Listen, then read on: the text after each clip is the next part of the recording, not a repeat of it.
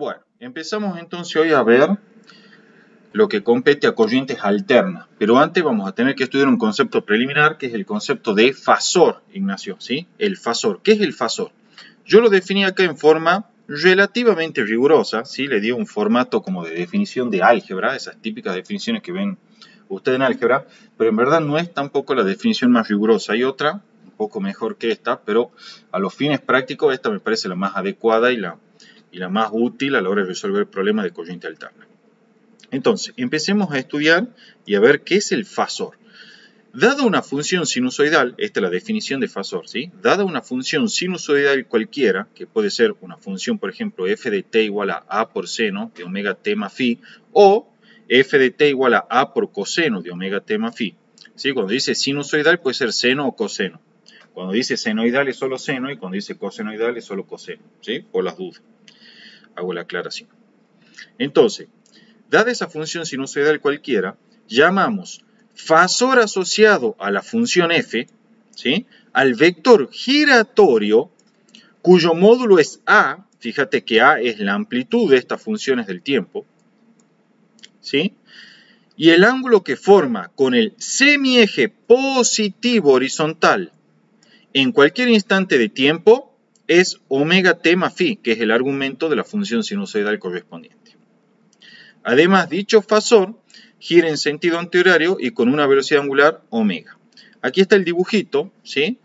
del diagrama fasorial que se denomina, en donde se encuentra el fasor, ¿sí? Asociado a la función f.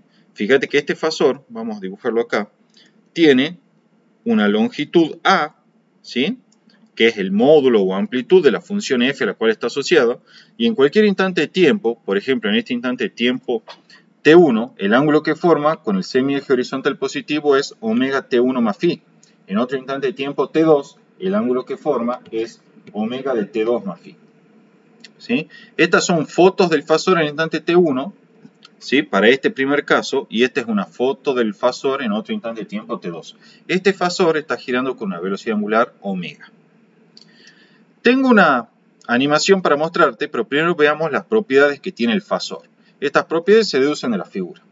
En cualquier instante de tiempo t, la proyección del fasor sobre el eje horizontal da el valor en ese instante de la función f de t igual a por coseno de omega t más phi. Es decir, la proyección del fasor sobre el eje horizontal en cualquier instante de tiempo es igual a la función f de t, donde f de t es de la forma a por coseno de omega t más phi. Otra propiedad, sí, acá está el dibujito de la propiedad anterior. Acá se ve una foto o una instantánea de este fasor en un instante de tiempo t cualquiera, ¿sí? Esto es un instante de tiempo t cualquiera, y su proyección, que mira acá la voy a remarcar, y su proyección sobre el eje horizontal, que vendrá dada por este segmento así, es en cualquier instante de tiempo justamente el valor de la función f de t en ese instante t en el cual saqué la foto al fasor, ¿sí? F de t es igual a por coseno de omega t más phi, y es la proyección sobre el eje horizontal. Alternativamente, también podrías utilizar lo siguiente. En cualquier instante t, ¿sí? En cualquier instante de tiempo, la proyección del fasor sobre el eje vertical es el valor instantáneo de la función f de t igual a por seno de omega t más phi en ese instante. Y acá está el dibujito. Acá hay una foto o instantánea del fasor en un instante de tiempo t arbitrario, o sea, cualquiera, y su proyección sobre el eje vertical, como lo estoy marcando aquí, me da el valor de la función f de t en ese instante de tiempo t en el cual dibujé el fasor, ¿sí? A por seno de omega t más phi. Aquí está enfatizado, ¿sí? La proyección sobre el eje vertical es el valor instantáneo de la función a por seno de omega t más phi en el instante de tiempo t en el cual dibujo el fasor. Bueno, acá está escrita de nuevo esa propiedad. En términos un poquito más rigurosos, por eso lo que sigue dice es opcional, en sentido estricto, un fasor en realidad son las sucesivas representaciones geométricas, ¿sí? De la función compleja a por e a la j, ¿sí? J es la unidad imaginaria de omega t más phi, en distintos instantes de tiempo t. Vos sabés de álgebra 1 que la gráfica de un complejo, o la representación geométrica de un complejo, es un vector, ¿sí? Bueno, Esta es una función compleja de manera tal que en cada instante de tiempo en la cual la evalúo, obtengo un número complejo con su correspondiente vector, que es la representación geométrica. Bueno, al dibujar en diferentes instantes de tiempo los vectores correspondientes a cada uno de los complejos que se obtienen de evaluar esta función en justamente esos diferentes instantes de tiempo, voy a obtener sucesivas posiciones geométricas para el vector que constituyen un vector giratorio que es el fasor.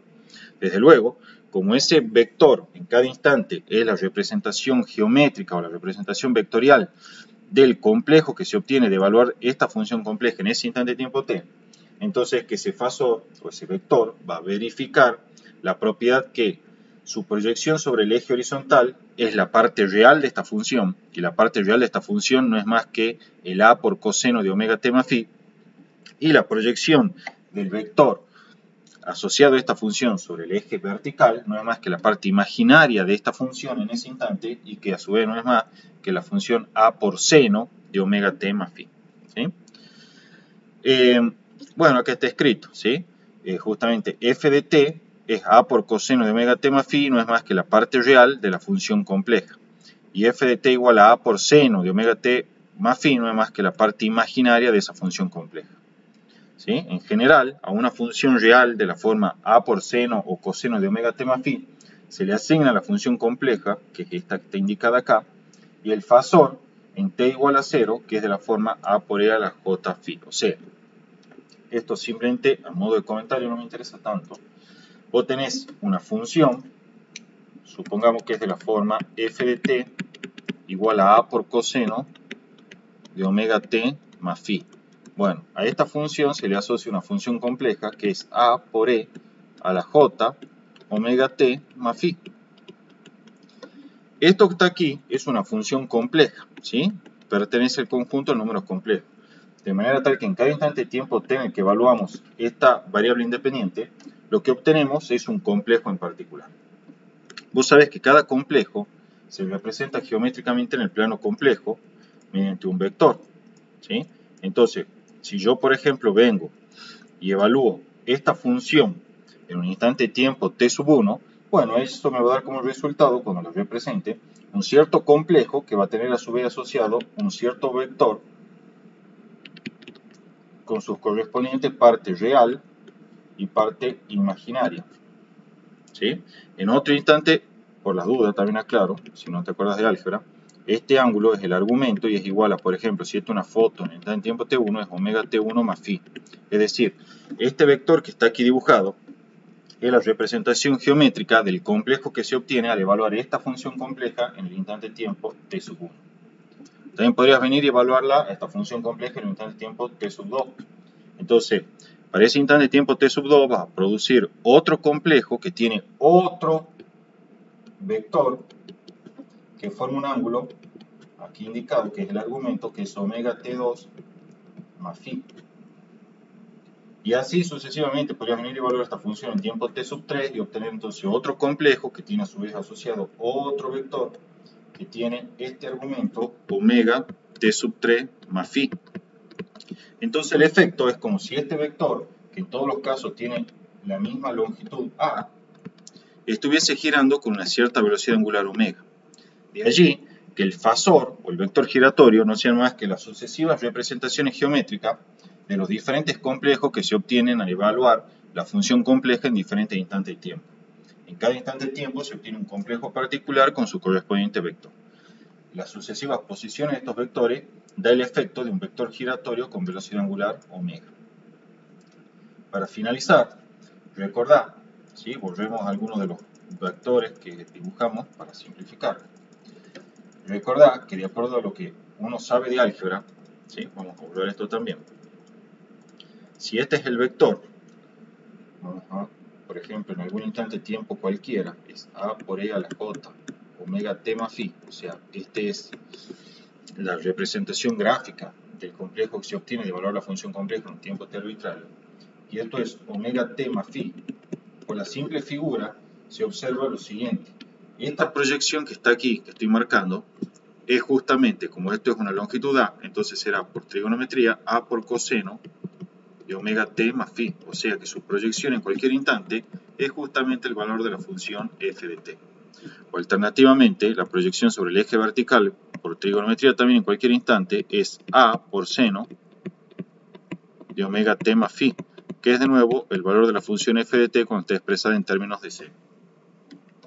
Desde luego, también de acuerdo a lo que uno sabe de álgebra, ¿sí? por fórmula de Euler, esto que está aquí es la parte real de mi función compleja, que es de la forma a por e a la j omega t más phi. Y esto que está aquí es la parte imaginaria de mi función a por e a la j omega t más phi. ¿Sí? Simplemente a modo de comentario. Entonces, el fasor en verdad son las sucesivas representaciones geométricas de los diferentes vectores que se obtienen el valor de la función compleja en diferentes tiempos y tienen la propiedad de que su proyección sobre el eje horizontal o el eje vertical son, desde luego, la parte real de la función compleja en ese instante y la parte imaginaria de la función compleja en ese instante también. Y además, y es lo que más nos importa a nosotros, representan el valor de la función sinusoidal, ya sea expresada en términos de seno o coseno, según corresponda. Ese es un análisis riguroso. A mí no me interesa eso. A mí lo único que me interesa es que cuando nosotros tengamos una función sinusoidal, ya sea en términos de seno o coseno, el fasor lo vamos a interpretar como un vector giratorio que en cualquier instante su ángulo con el semieje horizontal positivo es omega t más phi, es decir, el argumento de esta función seno o coseno. Y por lo tanto, gracias a eso, a esa definición, va a tener la propiedad de que la proyección del fasor sobre el eje horizontal o sobre el eje vertical en cualquier instante de tiempo representa el valor instantáneo de la función f de t en ese mismo instante de tiempo. Es lo único que me interesa que sepamos hasta acá.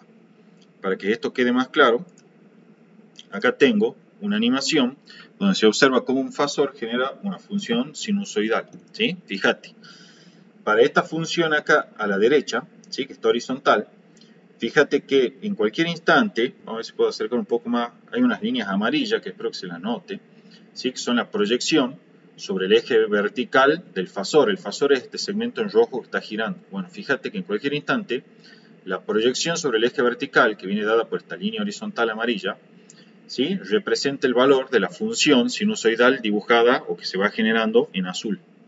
¿Sí? Entonces, esta función de acá de la derecha es una función sinusoidal, más precisamente en términos de seno. Mientras que, fíjate, para la gráfica de arriba, aquí estamos, para la Gaby, gráfica de arriba, sí, pregúntame, me han hecho. ¿no será en términos de coseno? No, la de abajo es en términos de seno, porque fíjate que se proyecta sobre el eje vertical. ¿Sí? Fíjate la línea amarilla sobre donde se proyecta. Sí, sí. ¿Sí? Sobre el eje vertical. La de arriba sí es en términos de coseno, porque fíjate que la proyección, la línea amarilla está vertical, ¿sí? Porque se proyecta sobre el eje horizontal. Esa proyección es la que da valor a la función en azul, que es la función coseno. ¿Sí? Siempre que hablemos de coseno del ángulo que forma el fasor, o sea, el segmento rojo que está girando, con el semieje horizontal positivo, que es este que estoy marcando. ¿Estamos? Porque si ahora usa el otro ángulo que podrían formar respecto del eje vertical positivo, y bueno, ahí sí se invertirían los roles, ¿estamos?